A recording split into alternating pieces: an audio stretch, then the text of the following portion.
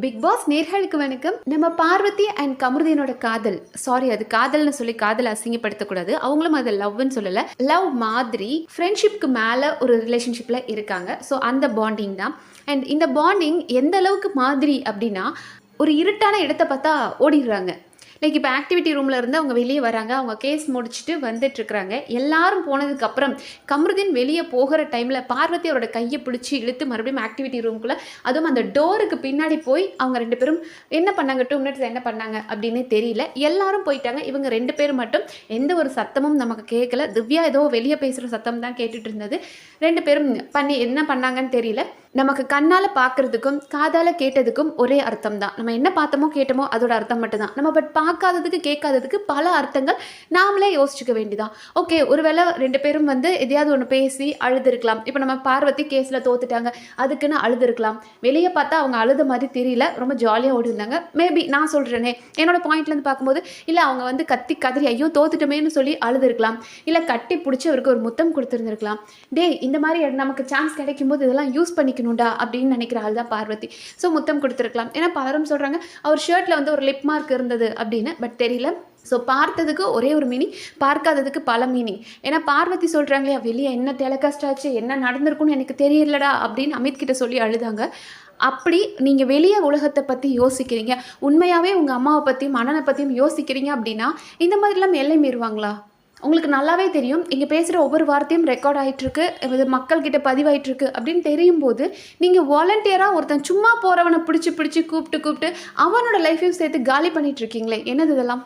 So பார்வதியும் சொல்கிறாங்க அவங்களோட எந்த இமோஷன்ஸையும் கண்ட்ரோல் பண்ண முடியாதான். அது கோபமாக இருந்தாலும் சரி, அவங்களோட ரொமான்டிக் ஃபீலிங்காக இருந்தாலும் சரி, எதையுமே அவங்களால கண்ட்ரோல் பண்ண முடியல. பிக் பாஸ் என்னால் முடியல, பிக் பாஸ் என்னால் கண்ட்ரோல் பண்ணவே முடியல பிக் பாஸ். ஏன்னா கெட்ட வார்த்தை அவ்வளோ தூரம் அவ்வளோ ஈஸியாக வருது, பட் அதை அவங்க கண்ட்ரோல் பண்ணி என்னால் முடியல, இமோஷன்ஸ் என்னால் கண்ட்ரோல் பண்ண முடியல அப்படின்றாங்க.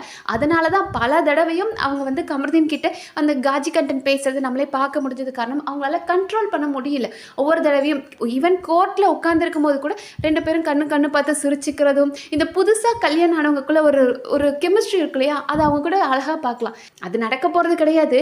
ஏன்னா எவனோ உண்மையாக கல்யாணம் பண்ணி நாளைக்கு வாழணும் அப்படின்னு நினைக்கிறோம் யாரும் இங்கே உட்காந்து காஜி பண்ணிட்டு இருக்க மாட்டான். ஏன்னா நாளைக்கு கல்யாணம் ஆனதுக்கப்புறம் இந்த மாதிரிலாம் உள்ள பண்ணிங்களேடான்னு எவனாவது பேசுவான் அப்படின்ற பயம் இருக்கும். இவங்க உள்ள கண்டென்ட்காக தான் யூஸ் பண்ணிட்டு இருக்காங்க. அதாவது இருட்டு, கேமரா இருக்கக்கூடாது, மைக் ஆஃப் பண்ணிட்டோம் அப்படின்னா நம்ம இந்த ஜோடிங்களை கையில் பிடிக்க மாட்டேங்குது. அதுக்கப்புறம் பிக் பாஸே இருந்துட்டு கமருதீன் பார்வதி அப்படின்னு கூப்பிட்டார். அந்த மனுஷனை விட்டால் விளக்கு பிடிக்க வச்சிருவானுங்க போல இருக்கே. அவரும் எத்தனை தடவை தான் சொல்லிட்டு பார்த்துட்டாரு, இப்படியெல்லாம் பண்ணாதீங்கடா. கேட்டால் நாங்கள்லாம் அடல்ட்ஸ், எங்களுக்கு தெரியும் அப்படின்வாங்க. சேதுபதி சொல்லுவார் அவங்களாம் அடல்ட்ஸ், அவங்களெல்லாம் நம்ம ஒன்றும் பண்ண முடியாது, உங்களுக்கு பிடிக்கலன்னா நீங்கள் உங்கள் கிட்ட தானே கையில் ரிமோட் இருக்குது, ஆஃப் பண்ணிட்டு போங்க அப்படின்னு. சார் கொஞ்சமாவது ரெஸ்பான்சிபிலிட்டியோட பேசணும் சார். எல்லாரும் எல்லாருக்கும் எல்லாத்தையும் பிடிக்கும், நான் அப்படி தான் பப்ளிக்காக பண்ணுவேன் அப்படின்னா ஒரு பப்ளிக் பிளாட்ஃபார்மில் அப்படி பண்ணக்கூடாது. நாளைக்கு நம்ம ஒரு ரோட்டில் போகிறோம், எங்கேயோ ஒரு பார்க் போகிறோம், அங்கே 2 பேர் தப்பாக நடந்துக்கிறாங்க அப்படின்னா நான் என் கண்ணையும் காதையும் மூடிட்டு போகணும்னு அவசியம் கிடையாது. எனக்கு உரிமை இருக்குது. ஒரு பப்ளிக் பிளேஸ்னால் அது அந்த 2 பேருக்கான ப்ரைவேட் பிளேஸ் கிடையாது. பப்ளிக் பிளேஸில் எப்படி நாகரிகமாக நடந்துக்கணுமோ அப்படி நடக்கணும். நடக்கலை அப்படின்னா அவங்கள கண்டிக்கிற உரிமை நமக்கு இருக்குது. அதையும் மீறி அவங்க கேட்கலன்னா அவங்க மேலே கேஸ் போடுற உரிமையும் நமக்கு இருக்குது. ஸோ இதுவும் அப்படிப்பட்ட இடம் தான். இது ஒரு பப்ளிக் பிளாட்ஃபார்ம். இங்கே இவங்க தப்பாக நடந்துக்கிட்டானா அதை கேட்குற உரிமை மக்களுக்கு. உங்களை இங்கே பெரிய ரீசன் சொல்கிறதே மைக் போடுங்க, நீங்கள் யாருன்னு மக்களுக்கு தெரியணும், உங்களோட ரியாலிட்டி காமிக்க தான் வந்திருக்கீங்க, அதுக்கு தானே சைன் பண்ணி வந்திருக்கீங்க. அப்புறம் பணம் மட்டும் வேணும், டெய்லி உள்ளே இருக்கணும், பணம் மட்டும் வேணும், ஆனால் நான் சொல்கிற ரூல்ஸ்லாம் ஃபாலோ பண்ண மாட்டேன்னா என்னது இது?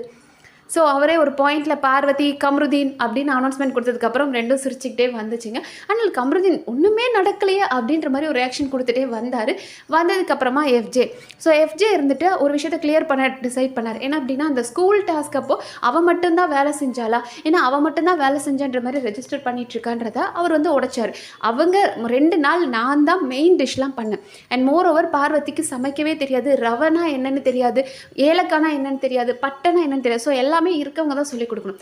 அண்ட் இவங்க செஞ்சதும் ரொம்ப பெரிய டிஷ்லாம் கிடையாது. இவர் எஃப்ஜே தான் பண்ணார். ஒரு நாள் எக் ரைஸ், ஒரு நாள் லெமன் ரைஸ், இந்த மாதிரி தான் பண்ணாங்க. அப்புறம் டீ காஃபி அது பார்வதி பண்ணாங்க, பால் இதெல்லாம் கொடுத்தாங்க. மற்றபடி இந்த கிண்டுறது வதக்குறது ஏதாவது பொரியல் பண்ணுறது இந்த மாதிரி பண்ணாங்க. பட் சாப்பாடு செஞ்சது அது எக் ரைஸ் ஆகட்டும் இல்லை லெமன் ரைஸ் இதெல்லாம் எஃப்ஜே பண்ணார். ஸோ அதை கிளியர் பண்ணிக்கிறேன். நான் வேலையே செய்யலை அப்படின்னு சொல்லாதீங்க. ஏன்னா நான் மெயின் டிஷ் நான் தான் பண்ணியிருக்கேன், வெசல் வாஷிங் நான் பண்ணியிருக்கேன், கை கட் பண்ணதுக்கப்புறம் தான் நான் பண்ணலை, மற்றபடி நான் தான் பண்ணியிருக்கேன் அப்படின்னு அந்த விஷயத்த ரெஜிஸ்டர் பண்ணிட்டார். அதுக்கு அடுத்ததா விக்கல்ஸ் இருந்துட்டு நீ அவங்க ஃபேமிலியே தப்பாக பேசுனியா அப்படின்றத கிளியர் பண்ணணும்னார். விக்கல்ஸ் ரொம்ப ஸ்ட்ராங்காக விளையாடுறாரு. பார்வதி வந்து விக்கல்ஸ் கிட்ட சொன்னாங்க, அவன் என் ஃபேமிலியை இழுத்து பேசுகிறான், அது தப்பு தானே அப்படின்னு. அப்போ விக்கல்ஸும் ஆமாம் தப்பு தானே, அப்படிலாம் பேசியிருக்க கூடாது அப்படின்ட்டாரு. ஆனால் அதுக்கப்புறமா அவருக்கு ஒரு விஷயம் நல்லா தெரியும், பார்வதி ஒன்றுன்னா நாளாக சொல்லுவாங்க. ஸோ உண்மையாகவே அவன் பேசியிருக்கானா, எஃப்ஜே அவங்க ஃபேமிலி பற்றி ஏதாவது தப்பாக பேசியிருக்கானா, இல்லை இவ சிம்பத்திக்காக யூஸ் பண்ணுறாளா இந்த இடத்த அப்படின்றனால விக்கல்ஸ் இருந்துட்டு இரு நான் இன்னொரு விஷயம் கிளியர் பண்ணும். எஃப்ஜே நீ பார்வதி ஃபேமிலியை பற்றி தப்பாக பேசுனியா அப்படின் போது நான் எங்கடா தப்பாக பேசினேன், நான் சொன்ன ஒரே விஷயம் இதுதான், நீ லாயர் ஃபேமிலி அப்படின்னு சொல்கிறியே, உனக்கு அப்போ டெக்கோரம் மெயின்டைன் பண்ணணும்னு தெரியாதா, இதை தான் நான் கேட்டேன் அப்படின்னு சொல்லி அவர் உடச்சிட்டார். ஸோ பார்வதிக்கு அதுக்கப்புறம் தான் டென்ஷன் ஆயிடுச்சு. அது வரைக்கும் அமைதியாக இருந்த பார்வதிக்கு கோவம் வந்து, டே இன்னும் என்னென்னடா நீ இழுப்ப, நீ என்னென்ன தான் இழுப்ப, என் ஃபேமிலியை இழுத்துட்ட, என் ரிலேஷன்ஷிப்பை இழுத்துட்ட, இன்னும் என்னென்ன தான் நீ இழுப்ப அப்படின்றாங்க. அதாவது பார்வதி ஒரு பொய்யை சொல்லிட்டு இருந்தாங்க, நான் மட்டும்தான் வேலை செஞ்சுட்டு இருந்தேன் அப்படின்னாங்க. அதையும் உடைச்சிட்டான். அதுக்கப்புறம் அவன் என் ஃபேமிலியை தப்பாக பேசிட்டான் அப்படின்னு ஒரு ஃபேமிலி கார்டு தூக்குனாங்க. நான் ஃபேமிலியை சொல்லவே இல்லையே, இப்படி ஒரு ஃபேமிலியிலேருந்து வந்திருக்கேன், லாயர் ஃபேமிலியிலேருந்து வந்திருக்கேன் போது கோர்ட்டில் எப்படி ஒரு டெக்கோரம் மெயின்டைன் பண்ணணும்னு உனக்கு தெரியாதா, நான் இதைத்தானே கேட்டேன் அப்படின்னு அதையும் சொல்லிட்டானுன்றனால தான் அழுது கத்தி சூரியனை பார்த்து நாய் குலைக்குது, எத்தனை தடவை தான் நான் ஒதுங்கி போகிறது, இந்த நாய் என்னையே வந்து டார்ச்சர் பண்ணுது அப்படின்ற மாதிரி கத்தி அழுது நடித்து அமித் போய் கன்சோல் பண்ணுறதுலாம், யோ அமித் யாரையா நீ, இப்படி ஒரு மனுஷன் கிடைக்கவே கிடைக்காது, பார்வுக்கு போய் அப்படி கன்சோல் பண்ணுறாரு. அவர் உண்மையாகவே பார்வை அண்டர்ஸ்டாண்ட் பண்ண ட்ரை பண்ணுறாரு. ஓகே இதுதான் பார்வை, இதுதான் ஃப்ளாஸ் இருக்குது அப்படின்னு தெரிஞ்சாலுமே அவர் போய் கன்சோல் பண்ணி சரி விடு நீ கவலைப்படாது அப்படின் போது, இல்லைடா நான் என் அம்மாவுக்கு மட்டும்தான் நான் ரெஸ்பான்சிபிளாக இருக்கணும், இல்லைடா நான் எங்கள் அம்மா கிட்ட தான் போய் சொல்லணும் எல்லாமே, ஆனால் என் ஃபேமிலி என்ன நடக்கும் நினைப்பாங்க, எங்கள் அண்ணா என்ன நினைப்பாங்க, வெளியே எதெல்லாம் டெலிகாஸ்டாக இருக்கும் அப்படின்றாங்க, வெளியே என்னெல்லாம் டெலிகாஸ்டாக இருக்கும், என்னென்ன பேசியிருப்பாங்க அப்படின்னு எனக்கு பயமாக இருக்குது அப்படின்னு. யார் நீ பயப்படுறவளா? ஸோ செம்ம ஜோக்காக இருந்தது. நீ பயந்த ஆளா எனக்கு புரியலையே, எல்லாமே பண்ணுறதெல்லாம் பண்ணிவிட்டு சும்மா இருக்கிறவனை கையை பிடிச்சி உள்ளே இழுக்கிறது, வேணும்னே அவனை ஹக் பண்ணி அவனை கிஸ் பண்ணுறது, இதெல்லாம் பண்ணுவாங்களாம். அப்புறம் வந்து வெளியே போய் யார் என்ன பேசுவாங்கன்னு பயப்படுவாங்களாம். எம்மா நீ பல வருஷத்துக்கு முன்னாடியே யார்கிட்ட என்னென்ன பேசினன்றதை நாங்கள் பார்த்துருக்கோம், அன்றைக்கே நீ பயப்படலை, இன்றைக்கி நீ பயப்பட போறியா? ஆனால் டாஸ்கில் அவங்க ஒரு ஹைட் அண்ட் சீக் கேம் விளையாடிட்டு இருக்காங்க. அதுக்கு எஃப்ஜே தரமான செருப்படி கொடுத்ததும் உடனே அழுது நடிச்சு என் குடும்பத்தை பேசிட்டான், என்ன பேசிட்டான், கதறிதான் அப்படி இப்படின்னு கதறிட்டு இருக்காங்க. மோரோவர் பார்வதியோட பிஆர்ஸ்லாம் இப்போ வேலை செய்ய ஆரம்பிச்சிட்டாங்க. அதுவும் இன்றைக்கி ரொம்ப ஆக்டிவாக வேலை செய்வாங்க.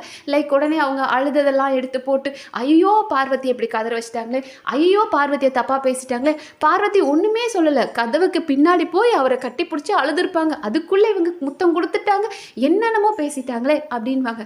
சரி அவளை என்ன கர்மத்தை வேணாலும் நீங்கள் அவளுக்கு சப்போர்ட் பண்ணுங்க, ஓகே, ஆனால் கனியை ஏண்டா போட்டு அடிக்கிறீங்க எனக்கு புரியல. இப்போ கனி அண்ட் எஃப்ஜேவை வச்சு உங்களுக்குலாம் கொஞ்சம் கூட மனசாட்சியே இல்லை அப்படின்ற மாதிரி இருக்குது. அது ஒரு ட்வீட் பார்த்தேன், கனியோட ஃபேமிலி மெம்பர்ஸ் ஃபோட்டோவெல்லாம் போட்டு உங்களோட ஸ்டெப் ஃபாதர் எஃப்ஜே அப்படின்னு போட்டு வச்சுருக்காங்க. பார்வதி பண்ணுற அசிங்கத்தை மறைக்கிறதுக்காக அடுத்தவங்களை கேவலப்படுத்தணும் அப்படின்னு நினைக்கிறீங்க இல்லையா? உண்மையான பார்வதி சப்போர்ட்டர்ஸ் விடுங்க, நான் பார்த்த வரைக்கும் பார்வதி சப்போர்ட்டர்ஸ் அவங்கள சப்போர்ட் பண்ணி எங்கள் பார்வதி இதை பண்ணாங்க அதை பண்ணாங்க இப்படி தான் பேசியிருக்காங்க. ஆனால் இந்த பார்வதியோட பிஆர் டீம் இருக்கு இல்லையா, இவனுங்க தான் மற்றவங்கள பற்றி ஒரு நெகட்டிவிட்டி ஸ்ப்ரெட் பண்ணிட்டு இருக்காங்க. டே ஞாபகம் வச்சுக்கோங்கடா, கர்மா இஸ் பூமரங். ஒருத்தங்களை உங்கள் பார்வதி பண்ணுற தப்பாக நியாயப்படுத்துறதுக்காக இன்னொருத்தரை அசிங்கப்படுத்துறீங்க, அது எத்தனை நாளைக்கு அப்படின்னு நம்மளும் பார்ப்போம். ஸோ பார்ப்போம், இன்னும் வேறெல்லாம் இன்ட்ரெஸ்டிங்காக இருக்க நம்ம அடுத்தடுத்த வீடியோவில் பார்க்கலாம். நன்றி.